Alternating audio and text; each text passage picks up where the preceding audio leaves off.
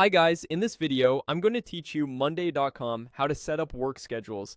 Work schedules tell Monday.com which days your team works and how many hours they're available each day.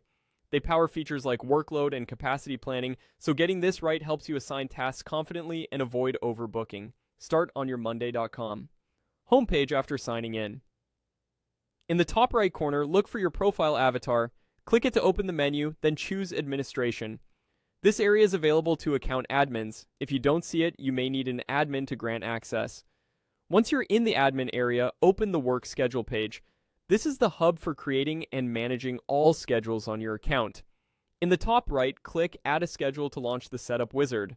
Begin by selecting the working days and the daily capacity. Working days are the days people on this schedule are expected to work, such as Monday through Friday, or any pattern that fits your team. Daily capacity is the number of hours per person per day that Monday.com will use when calculating effort and availability. For example, set 8 hours for full-time roles or a lower number for part-time teams. If your team has consistent lunch breaks, keep in mind capacity should reflect the actual productive hours you want to plan against. Accurate capacity values lead to clear workload bars and fewer surprises in delivery timelines. When your selections look right, click Next. Next, choose the date the schedule should take effect. This tells Monday.com when to start applying the rules you just defined. Picking the start of a week, sprint, or billing cycle keeps reporting neat and avoids mid-period shifts.